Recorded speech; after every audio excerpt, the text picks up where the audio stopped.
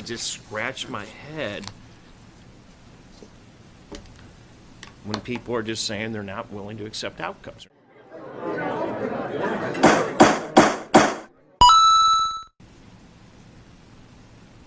My head hurts. Okay.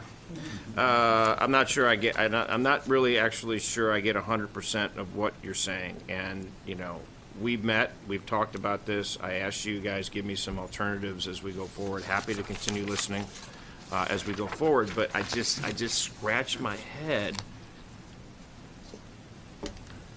when people are just saying they're not willing to accept outcomes. They're not willing to accept, I just view that from an accountability perspective. Basically give us the money, trust us, we're going to be okay, we know how to teach them, let's set up all these wonderful programs. And your son can read, and I think that's fantastic. I think it's great. But let me ask you a question. Pick a number. What do you say the percentage of students that are third grade in the state of Texas, forget what the STAR test says, what would you guess as a former teacher, you worked at, TEA, you worked all over, right? What would you say on average over the last 5 years the percentage of third graders that can read in the state of Texas has been? 57% can't. 57% can't. And what we're saying is, you're saying, give us the money, we'll teach them to read. Perhaps, maybe not. But you're saying, give us the money, we'll teach them to read. What we're saying is, we want you to be able to read, and we're going to give you a runway to get there, right? We're going to give you the additional resources to get there, but we expect results.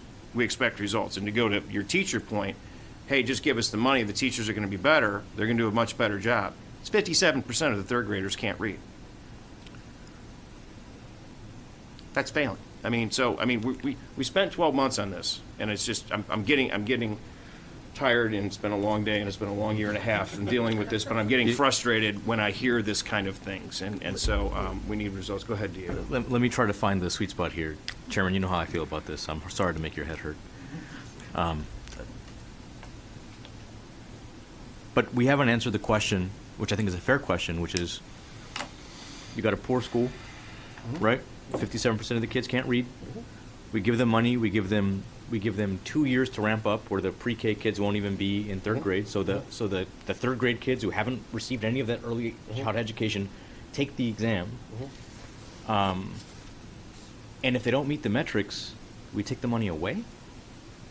I don't think that's been, no. But how does that solve anything? I don't think it's been determined. But I also hold on. I think we had a principal from Brownsville this afternoon that sat here, and she's doing the best in the state, and she's got a 97 ELL population of people that's done fantastic. Yeah, so I get it.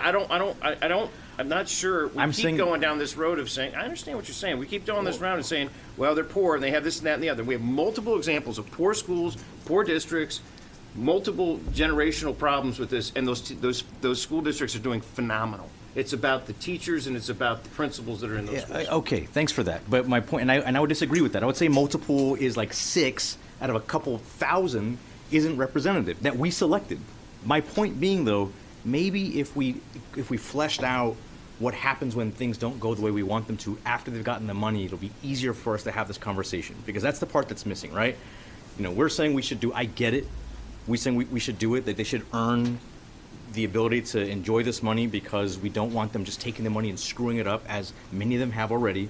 But then the outstanding question is, okay, well, what happens if it still doesn't happen after the fact? Do we take that money away, or do we give them more? That's like the missing link in the conversation. I'm saying, let's flesh it out, and it will be easier for us to talk to each other.